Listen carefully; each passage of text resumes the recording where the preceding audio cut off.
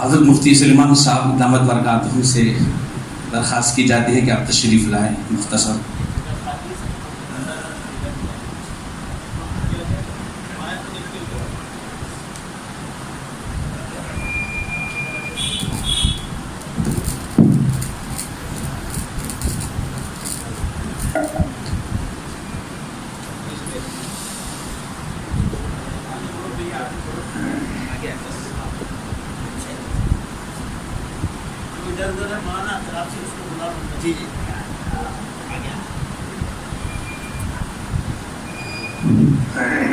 بسم اللہ الرحمن الرحیم. الحمد للہ وکفی وسلام علی عبادہ الذین اصطفی. اما بعد اعوذ باللہ من الشیطان الرجیم. بسم اللہ الرحمن الرحیم. وقل رب زدنی علما. صدق اللہ العظیم. حضرات علماء کرام اور دوستوں بزرگوں، میں تو بہت خالی الذہن آیا تھا. میں نے مولانا اقبال صاحب جو ہمارے بہنوئی ہوتے ہیں ان کو کہا بھی تھا کہ میں کچھ بھی بولوں گا نہیں، لیکن پھر بھی بہرحال اب جب نام پکارا ہی گیا تو کچھ بولنا ہی ہے. بھائیوں، اس وقت حضرت اصل تو بات فرمائیں گے حضرت مولانا خلیل صاحب.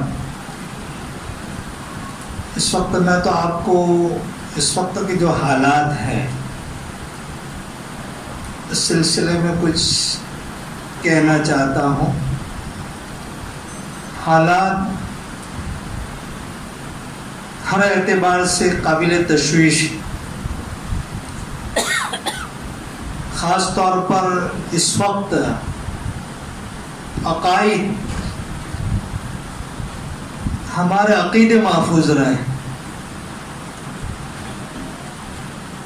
اس کی بہت فکر کرنے کی ضرورت ہے. ہم اپنے عقیدے پر بھی مضبوط رہیں اور ہماری جو نسلیں ہیں ان کے عقیدے محفوظ رہیں، اس کی فکر کرنے کی ضرورت ہے. یہی فکر انبیاء علیہ السلام کی ہوتی تھی. حضرت یعقوب علیہ السلام کی موت جب قریب ہوئی تو اپنے بیٹوں کو انہوں نے جمع کیا اور کیا فرمایا؟ ما تعبدون من بعدی.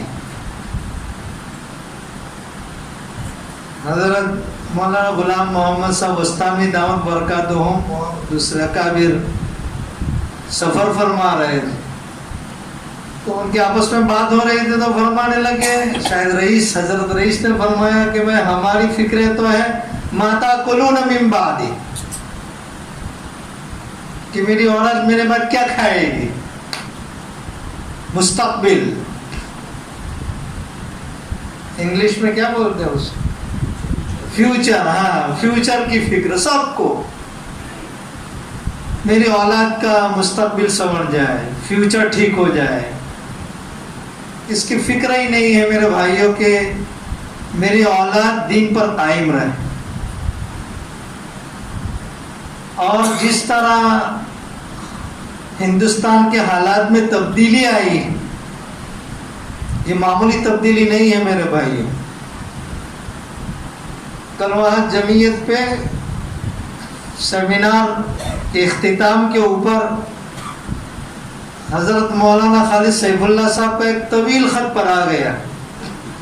حضرت نے اسی کی طرف بہت توجہ دلائی تمام علماء کرام، چونکہ وہاں پورے ہندوستان کا مغز جمع تھا، مفتیان کرام جو ہیں.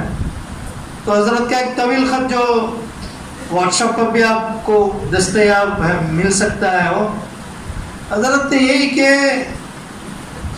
یہ تیسرا زبردست ہندوستان میں موقع ہے. ویسے تیسرا کہنے کے بجائے چوتھا کہہ سکتے ہیں.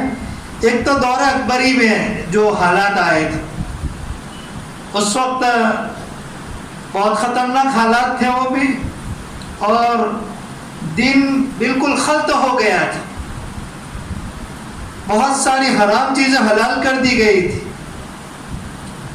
کچھ مشرکار ایسے ہی تھے اس کے اکبر کے، اس نے نیا دین قائم کیا تھا، لیکن اللہ تعالیٰ نے اس زمانے کے اندر حضرت مجدد الف ثانی رحمۃ اللہ علیہ کو پیدا فرمایا، اور انہوں نے پھر وہ قید خانے کے اندر سنت یوسفی کو زندہ فرمایا اور حالات کو بدلا، حالات میں انقلاب آیا، اس لیے ان کو مجدد الف ثانی فرماتے ہیں، کہتے ہیں۔ اس کے بعد جب انگریز کا تسلط ہوا، وہ حالات بہت سخت تھے، بہت سخت حالات۔ اس وقت ہمارے اکابر نے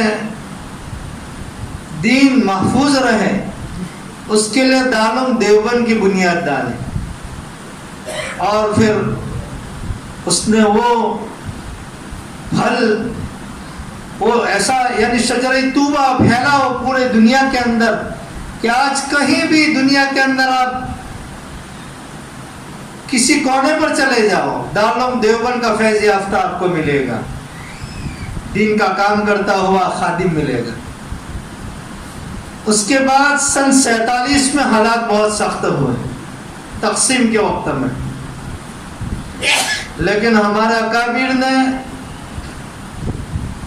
پختہ ارادہ کیا، خاص طور پر حضرت مدنی رحمۃ اللہ علیہ، حضرت شاہ عبد القادر رائے پوری رحمۃ اللہ علیہ، شیخ الحدیث حضرت مولانا محمد زکریا رحمۃ اللہ علیہ، ان حضرات نے بیٹھ کر طے کیا کہ ہمیں ہندوستان میں رہنا ہے اور اپنے عقائد کے ساتھ، اپنے دینی اور ملی تشخص کے ساتھ رہنا ہے۔ بڑی قربانیاں دی ان حضرات نے، تب جا کر پھر مسلمانوں کے قدم جمے۔ اور پھر میرے بھائی یہ تیسرا انقلاب ہے، سمجھیے، میں نے کہا کل ملا کر چوتھا انقلاب ہے، سمجھیے آپ، جو سن 2014 سے شروع ہوا ہے۔ یہ حالات کو معمولی نہ سمجھے، ہم فکر کریں میرے بھائیوں، سوشل میڈیا کے ذریعے اور الیکٹرانک میڈیا کے ذریعے مسلسل شرک کی دعوت دی جا رہی ہے، نصاب کو بدلا جا رہا ہے۔ ان حالات میں میرے بھائیوں ہم دین سے وابستہ رہیں، دین کی تحریکوں سے وابستہ رہیں، مدارس سے وابستہ رہیں،